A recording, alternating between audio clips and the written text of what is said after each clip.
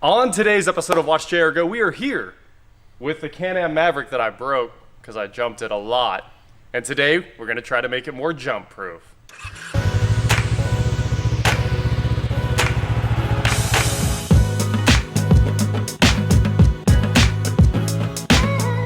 What is going on, guys? I'm Watch JR Go, and today I'm here with my 2021 Can-Am Maverick X3 RS Turbo RR. It's a lot of words. 200 horsepower ATV. This thing is a blast. In the last episode, of course, we pulled out the axles that I broke, and I found out that I didn't want to run the one that I bought. So today we're here with S3's axles for it, and tons of sauce from Assault Industries. I haven't even opened these yet, but they're crazy heavy. I remember the list is huge. It's basically everything that I wanted to go to Baja. It gets us really close, and we're gonna do an oil change too. So let's open up some boxes and start throwing some parts on this thing to make it hopefully way more bulletproof. And then we can maybe add some power. You're allowed to tune this ECU. Here we go. Let's see what's in this here box. Oop.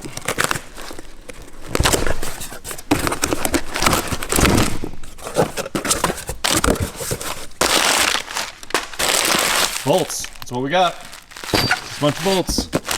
This box should have tons of stuff in it, because I think that whole thing was just the front turret mount.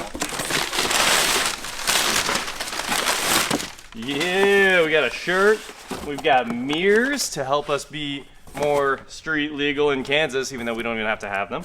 And what do we have here? Front shock tower brace kit.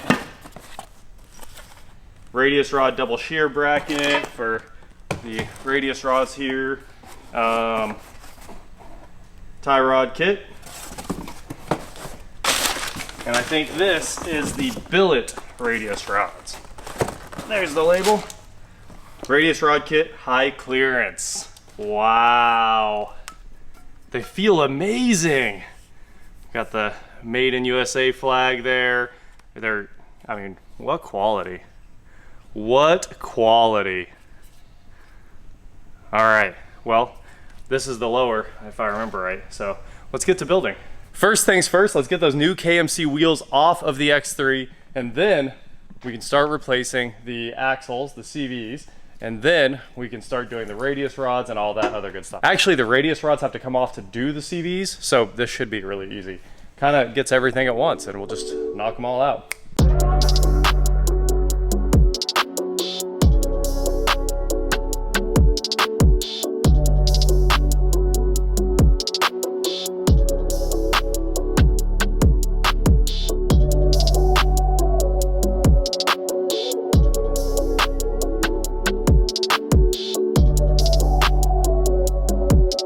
The broken axles are finally out of the Can-Am.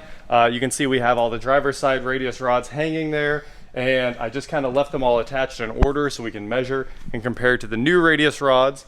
Getting that axle out was a lot of fun. So this one, of course, was broken off, and the stub was just kind of sitting even. Where all this grease is, because like it created a gigantic mess when it snapped in half. What we ended up doing to push out this axle that did not want to come out because it was broke too, right here at the joint, was running an extension through the diff there and just punching it out, and it just fell right out. Super easy. A lot easier than fighting with the pry bar, which we definitely did try while trying to not hurt the seal. So I'm going to clean all this up with a little bit of brake clean, wipe it off with a rag, and then we also have the double shear bracket for the radius rods. We're going to install those as well to make sure this thing's bulletproof. So I'm going to tackle this side, pull the brake caliper off, keep right on going. This is all pretty simple. A few metric wrenches, 18, 19, 15, and 18 socket. It all comes apart really quick. So we started with the radius rods, and I have them all laid out here. They're in order, sort of. It's kind of a weird order that I can keep track of. This is the upper right here, and this one has dual heim joints, and you have to match it end to end, but first you have to put in these heim joint spacers. The black ones go on the adjustable ones, and the silver spacers go on the non-adjustable ends. So this is the middle one, this is the lowest one. These are of course the high clearance ones, which is why they're notched out, and the factory ones only kind of have a bump on the bottom. These ones will give us a bunch more room through the center of the track of this thing. But We're about there. I'm going to take some wheel bearing grease and I'm going to lube every one of these heim joint spacers. Hopefully it keeps them from squeaking and rusting over time. And then what we're going to do is stick a screwdriver through these and match them end to end. Or a bolt or a screwdriver, something that fits nice and tightly, and that should give us perfect measurements for putting these things back on. Now that looks cool. So I got to repeat on the other side now, and also tighten down my castle nut, pin it and everything like that. It's 184 foot-pounds, or, you know, push hard. And finish up all the bolts, put the brake caliper back on, and we are done on that side. Oh, I also need to tighten down the locks on the heim joints there. You can still spin it. Obviously, you don't want that to spin, so spin the nuts down and let the jam nuts do the jamming.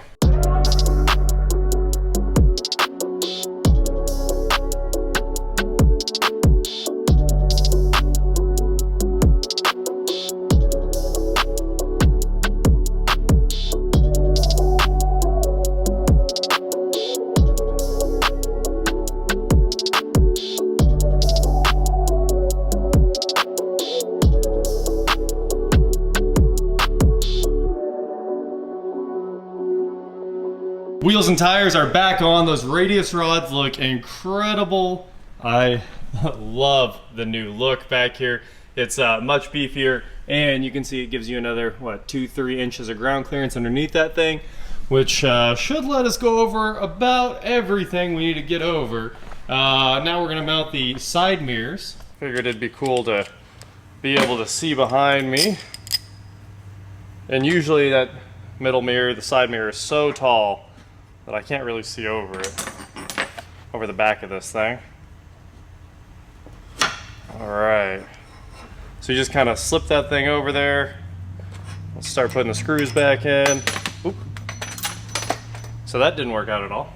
Okay, we got the first screw started. Hopefully that makes this one a little easier.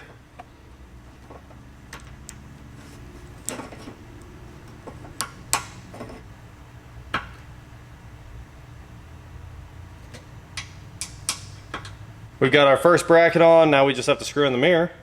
Should be easy. About like that, and there's a jam nut so you can set it when you get it to the right location. Which is gonna be about right there.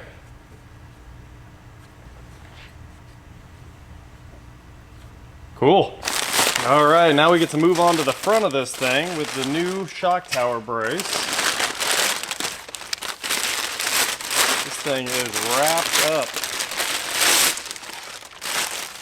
So I've heard lots of stories about these shock towers here just disintegrating when people land big jumps. I guess they're super weak from the factory, so everybody builds like gussets or shock tower braces, all kinds of stuff to hold this thing together when it's under extreme stress. So today we are going to shred the front end of this thing. We've got a T30 here, rip it all apart, take it all off, and install all this bracing.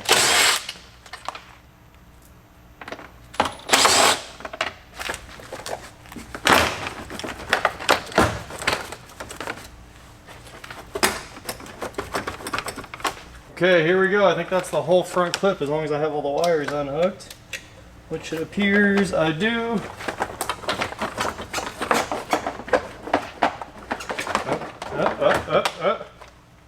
All right. Radio to take a bit of a hit. I'm gonna get the vacuum and clean up this disaster we have here. Then we'll keep taking this thing apart. I thought I had signed up for an easy day this morning. I was like, well, run to the warehouse, get the old Can-Am out, get it finished up, and take it back over to the storage for a little bit so we can switch to a new important project tomorrow. It turns out this is not a super fast, easy project like I expected. So the back end of the X3 is all back together on those billet radius rods.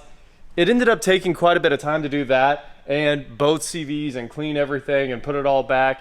And then I figured the front would be super fast after I knocked out the last easy thing, the mirrors, which are actually awesome. I jumped in, tested them out, got them all set up.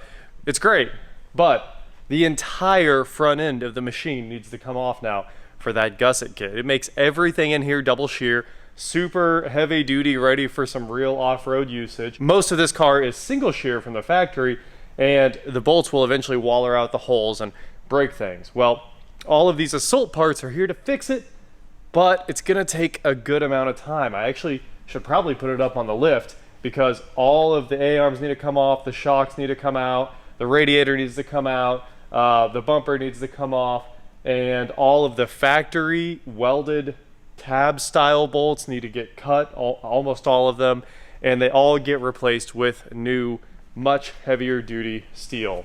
And of course, billet tie rods are here as well. These are super heavy duty, and those are gonna have to be measured multiple times just to make sure that I get them perfect because I don't have an alignment rack. I feel like the front end has to be nailed. So I'm gonna take my time, and I expect that'll take a good while. So the whole front end needs to come apart for real, not just the front clip, which actually is super easy to get off. That didn't take that long at all. I thought it took a lot longer than it really did. But there you have it. That is what an X3 looks like with no front end on it. And there's about to be a lot less front end as we put in the F22 shock tower brace and that front gusset kit there. So we're getting there. We're getting there. This thing's gonna be nasty and ready to go play for real. I really thought these things were just absolutely invincible out of the box, but it turns out they're a little less than invincible. Basically, after like the first 3 jumps with this thing, the electronic shock started going into a suspension fault, and that seems to be really common with these, and it's just constantly in suspension fault, and there's nothing you can do about it if you have the electronic shocks. Like if you have the manual ones, you can just turn the knob. It has the 3 positions. You got 1, 2, and 3. This one, you can set it on the fly, and it's supposed to adapt to your driving, but instead it's just suspension fault. You start it, suspension fault. Drive like 5 minutes, suspension fault. And it's ridiculous because you can't do anything about it without all the Can-Am software. And yes, I know it's still under warranty, but at the same time, the dealer I bought it from, it's 2 hours of driving. Who knows how long it'll have to stay there. I'd rather just leave it broken than go all the way to the dealer. So I think that's where we're gonna end up on this thing. These Fox shocks might have to go away if we can't find some way to actually troubleshoot them. I very quickly found myself wishing I had only bought a Turbo R and tuned it, just so that we wouldn't have to deal with the integrated electronic shocks and all of the faults. But, you know, live and learn. I do like the horsepower. It's pretty awesome. That is it for today, guys. Thank you so much for watching. Don't forget to head on over to shop.watchjrgar.com where you get cool shirts, not like this. And please like, share, subscribe, do whatever you want to do. And I will talk to you next time. From one turbo to another, the tuner is back from Europe and flying in. He'll be at the airport in 1 hour and 15 minutes. He's taking my GTR as his rental car, and he'll be over here tuning the R8 in the morning. I hate to like ruin the surprise, but I can't keep it a secret. The R8 is finally gonna be done, and we'll have everything has turbos. Everything has turbos. It's unbelievable. Turbos. Turbos, turbo, turbo, turbos.